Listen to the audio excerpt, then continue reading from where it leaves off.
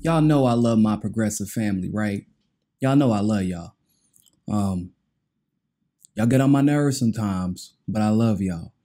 Uh, the reason y'all get on my nerves is because sometimes y'all will read a story and it has the name of a progressive that you may or may not be on the fence about. And that's usually because of some bias that you may or may not have towards another candidate. Um, they're just and that's just the way people are in general. There are people who give Donald Trump the benefit of the doubt about everything, uh, despite the fact that, but then, no matter what Trump does, Trump has bent over to the Republican establishment, the neocon establishment, the war criminal establishment, time and time again, and he stood up to them about 1% of that time. Even right now with Pakistan, he's attempting to do it again. But Bernie, decided to suspend the rules and allow Hillary Clinton to be the nominee in order to preserve his own career and to make sure that he got another opportunity to run, because they've even been trying to manipulate the rules. Their bias towards Trump allows them to think that Trump is some type of hero and that Bernie is some type of, fool, and they call him a traitor and that he's soft. And so it's people's biases will lead them to say and agree to weird things about weird people or about different people. So, and the progressive movement is not any different in that regard, unfortunately. I'm sure that most of you all, it just came out yesterday, so maybe not that many people, but there was an article that came out in Axios, and it was done on purpose. It was done on purpose because, once again, it's weird how articles will selectively cover Tulsi Gabbard, and it's only when they get the opportunity to smear her. Because, once again, there are a lot of people, a lot of articles, a lot of publications, a lot of journalists, a lot of broadcasters, a lot of influencers they hitched their wagon to Bernie Sanders and Bernie Sanders exclusively because that's what got them popular. That's what brought in their money train. Okay? And so when it comes to trying to have a nuanced debate about progressives that are going to be both competing against each other, but ultimately uplifting each other in this presidential primary, they don't know how to do it. And instead, they react emotionally, okay? They attack, they lash out. And we've been burned a lot in the past, so I get it. We've been infiltrated. The movement has been infiltrated. I get it. I've experienced it. I've seen it myself. I've called it out myself. But this article came out about Medicare Advantage, not to be confused with Medicare for All. Tulsi's name was mentioned in it, and all hell broke loose. Because apparently, I'm one of 2 or 3 people that actually does research before jumping to conclusions. I know it's seems to be a rare quality nowadays for influencers, but I like to consider myself a standout. Now, I'm going to read to you all the article. And I want you to understand why it was easy to confuse, why people kind of freaked out, but also why people should learn to start maybe doing some research or asking questions before they start lobbing accusations. So the title of the article is in Axios. It's called Congress Stumps for Medicare for All Advantage Plans. So if you don't know what stumps means, or if you do know what stumps means as far as Congress is concerned or politics in general, the title of the article is actually disingenuous, and it's a misrepresentation of what's going on right now. And it actually isn't Congress that is stumping for Medicare Advantage. But like I said, this is supposed to kind of be an attack on Medicare Advantage, and it conveniently uses Tulsi Gabbard's name. And I'm trying not to freak out and get hyped like I want to get internally because I got it all out last night. But at some point in this video, you're going to see it come out. Watch. You'll see. I'm telling myself I'm not going to do it, but it's going to happen. Almost 70% of Congress signed on to new letters backing Medicare Advantage. The growing alternative to traditional Medicare that collects $250 billion in taxpayer funding. This, once again, that is actually a misrepresentation of what Medicare Advantage is. Now, I'm not the biggest fan of Medicare Advantage, but at the same time, that's a mischaracterization of what Medicare Advantage is. It is not an alternative. It is actually a supplement, and I'll explain why. The bottom line, in what has become an annual tradition, once again, misrepresentation, members of Congress praise Medicare Advantage plans' out-of-pocket caps and vision benefits, but did not mention the program's trade-offs and concerns, like narrower networks of doctors and the controversial billing practices that have led to inflated payments. Well, basically, they just said those are the concerns of Medicare Advantage, but those concerns are not limited to Medicare Advantage. As a person who's worked in the health insurance industry, I can tell you that's the case for all medical insurance plans. And it's actually also not limited to like just y'all's plans in the private industry. I have TRICARE. All of my prices went up to the point where I had to start going on base to get my services because I was spending it got to the point where I was spending almost $45 to $50 a month just to get my prescriptions refilled on a basic checkup visit, then having to go pay $12 to $15 for my prescriptions. And that was going up every year. It started out where I was paying a $12 copay, and that was 2 years ago. So what they're doing is lobbying. Once again, nothing wrong with critiquing our current health insurance industry, but they're posturing themselves for an attack on the people who support Medicare Advantage. And they're trying to make it seem already like with that line, it's an alternative to traditional Medicare. They're trying to basically associate Medicare Advantage with an overhaul of the current medical system. How it works. These letters from the House and the Senate members follow lobbying ritual. You know what those are. The Centers for Medicare and Medicaid Services propose new Medicare Advantage payments and policies every January, and then the health insurance industry gathers bipartisan signatures of support of the program for final regulation to come out in April. So they just said, remember what I told you about the title of the article being disingenuous? The title of the article says that legislators are stomping for this. No, it actually says that the Medicare and Medicaid services they introduce these prices, they get looked over, they introduce these plans, they get looked over, and they implement them as a regulation to the current system. Do you get the difference? This is a big difference from Medicare for All, which is a bill that would require stumping by Congress people that would totally overhaul the system. So let's continue again. Where it stands. This may be the most congressional support Medicare Advantage has ever gotten, and it crosses party lines. Why is that? Well, right now, there's more of a blend. It's more of a mix of Congress people.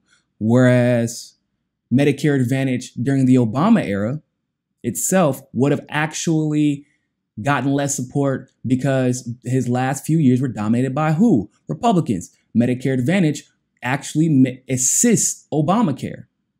Believe it or not. Once again, doesn't mean Obamacare is good. It just alleviates some of the problems with Obamacare for people who have Medicare. But it doesn't mean that, oh, now it's getting more support because it's just a more popular plan. It isn't more popular or less popular. It isn't doing much more or much less. This is something that's regulations are updated annually in January. Oh, what a surprise. It's February, which means that this just happened like it always has happened. And now that the House and Senate is mixed, now that the Senate, now that the House and Senate both are what? The House has the majority with Democrats, and the Senate has a majority of Republicans, but Republicans want to see Trump's healthcare plan do well because it reflects on them, and they want to say that Medicare for all is good or isn't good, and that it doesn't need to be implemented. That we have private insurance can do well, which isn't true, and Democrats that previously supported Medicare Advantage dominantly are less likely to now, although some do, but they're less likely to because they don't want Trump to look like he is victorious. But also there is a political component, and I'll get to that in a second. The program faces lots of scrutiny, as it should. The federal government recently signaled it wants to audit Medicare Advantage companies and claw back money that was improperly paid to plans. Just 2 Democratic presidential candidates signed the letter. Senator Amy Klobuchar and Tulsi Gabbard. Other Democratic candidates have endorsed Senator Bernie Sanders' Medicare for All bill, which would eliminate Medicare Advantage and other private plans and create a national one. This article was written on February 13th. Since then, Elizabeth Warren has dialed back on Medicare for All. Kamala Harris has dialed back on Medicare for All. Oh, actually, no. Kamala Harris, her campaign came out and straight up said, oh, we'll back anybody's overhaul. It doesn't have to be just Medicare for All. We don't want private insurance industry to think we want to get rid of you. Cory Booker, same thing. In fact, the only one who has it on their website that they support Medicare for All is Tulsi Gabbard. Amy Klobuchar came out and said she doesn't support Medicare for All either. But yet, they don't mention anybody else's names, but they tried to group one of the most unpopular candidates, Amy Klobuchar, one of the most unknown candidates, Amy Klobuchar, and one of the most establishment candidates, Amy Klobuchar, with Tulsi Gabbard. Here is why all of this is. So I just told you all why the article was misleading off the jump, right? But it gets worse. And this is the part where I get a little bit upset with progressives because they don't be wanting to do the research, and I get it. A lot of stuff to research. We're always constantly having to defend ourselves, and we have to keep on our guard and stay alert. Got it. A lot of progressives didn't enter the progressive movement or start paying attention to politics or the policies of that politicians discuss until Bernie Sanders entered the race. Now, one of the disadvantages of this is that a lot of the things that people that existed before Bernie and that were discussed before Bernie Sanders did change the conversation about. One of those policies is quote unquote Medicare for All. Now, Medicare for All, as described by Bernie Sanders, would remove private insurance industries and private insurance companies. It would nationalize it. It would make it so that you get medication for free because all of a sudden, pharmaceutical industries would actually be forced to negotiate. And, you know, if the government wants to save money, they're going to save it. If you got to save money, well, you're going to get ripped off. But the government going to save their money. They know they will screw anybody else over to save their money. Promise you. So if they got to pay for it, they're going to save money. So that's what Medicare for All has been known to be in the progressive community. That's not Medicare. In the current system, which I understand a lot of people do not get, but you attack. That's one thing if you're inquiring, but when you're attacking something that you don't understand, that's a whole different issue. Medicare right now is for senior citizens. Last time I checked, it was 65 and older. It may be younger, it may be older now, but I think they were trying to increase it to 67. Medicare for All is something that you can automatically get enrolled into. Okay? when you reach that age. Medicare in the current system involves private insurance industries as we like this. That's one of the main complaints about Medicare right now. People at this point are wrongfully conflating what Medicare looks like in the current system and what Medicare for all will look like under Tulsi Gabbard and Bernie Sanders, whoever was to win. They're also conflating a bill in a complete health insurance overhaul, a complete and total healthcare system overhaul, and a piece of legislation that would be a part of this, and a letter that is being passed around to either okay the regulations that are currently in place for the system that Medicare currently exists in,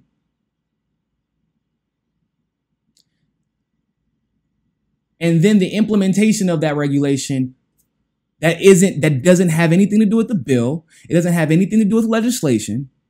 Come on, people. It would be all over the freaking, if we were relitigating healthcare every single year, it would have been all over the news. But this is standard procedure under the current system. Why? Now the question would be, okay, then why would Tulsi Gabbard sign this? Because what did I just tell you about Medicare? Medicare is for senior citizens. Do you think they have time for us to debate, then vote, then implement Medicare for all? That's going to be, unfortunately, a 3 to 5 year process. And that's if a progressive wins the White House. That's after they get to the White House. That's going to be a 3 to 5 year process. Do you think they have time to wait on their medication? Do you think they have time to pay exorbitant prices for hospital bills? Because what Medicare Advantage does, so there's multiple types of Medicare. Medicare Advantage is referred to as Part C, okay? What it does is that it combines Medicare Part A, which is the hospital insurance, Medicare Part B, which is the medical insurance, and then the Medicare Part D, which is the prescription drug insurance. It allows it to be bundled all together so that you don't have to pay for all of those individually and go broke doing it.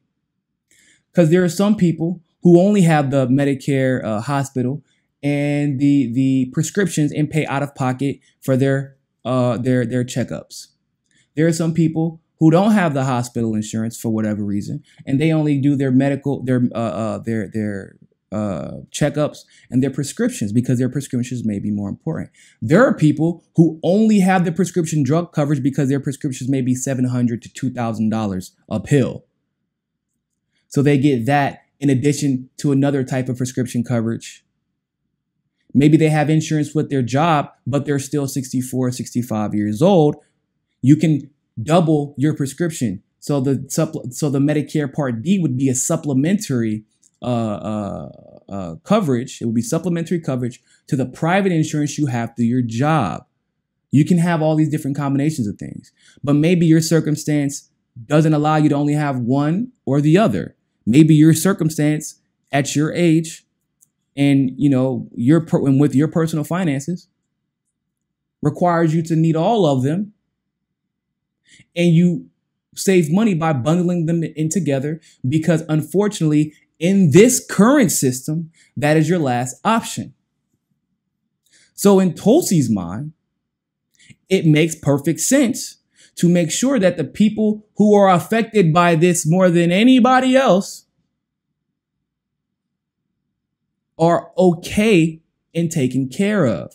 She's not going to be the one to say, nah, I'm not going to approve this at all. And I'm not going to sign on to this at all. I'm not going to let my signature be the deciding opinion in whether or not senior citizens can have an effective Medicare plan under the current system. That is not Tulsi stomping for anything. Her website says she is avidly for Medicare for all.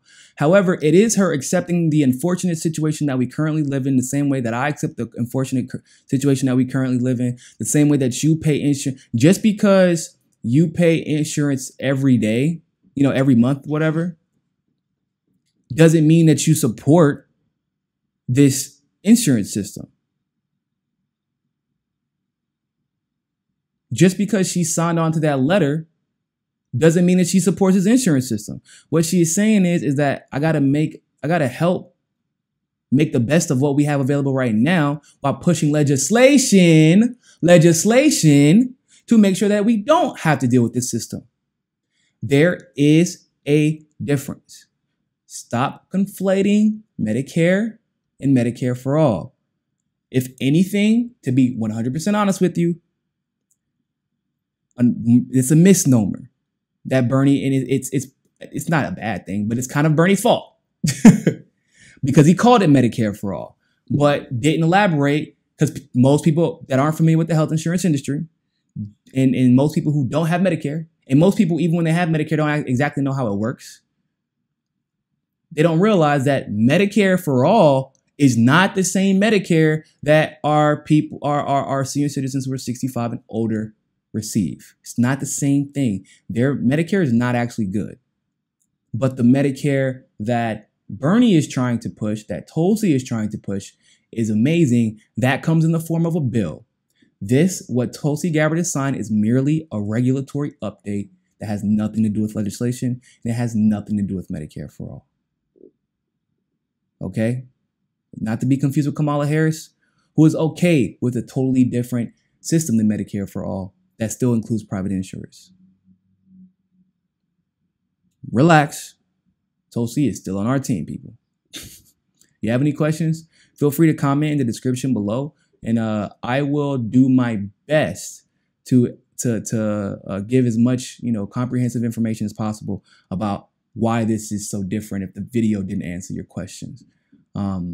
But sometimes you got to just call a spade a spade. That was an article that was attempting to try and disassociate Tulsi Gabbard with Medicare for all, which is funny because they say that, oh, she signed this plan, said that everybody else, remember that line I told you afterwards, right? Everybody else in the presidential race supports Bernie Sanders' Medicare for all plan, which will eliminate private insurance companies. But they didn't say that actually right now, only Tulsi's campaign has that on her website. Interesting. You gotta look for details like that when you see something that looks clearly like a blatant smear article. They were disingenuous about the entire thing. Okay, they didn't clarify what Medicare was in the current system versus what it would be in the Medicare for all for Bernie's plan. All they said was that Medicare for all would eliminate private insurance, but they should have been specific to say this doesn't affect 80% of the country, 85% of the country even. So Medicare for all would affect everybody, including them. But if it means assisting the people who need that help right now, I perfectly understand why she would sign it. It isn't an indictment of her convictions. It's really just her saying, if this is going to help them in the currently, then this will do until we can get what we need to get pushed. Thanks for watching that segment of Mi Casa es Su Casa. You can donate to our Patreon and keep helping the network grow by clicking on the link in the description below. And also, make sure you join us at JustNForm.com. And finally, make sure you subscribe to us on Roku and be part of the very first independent news network on Roku TV. But more than anything else, always remember, find your balance. Peace.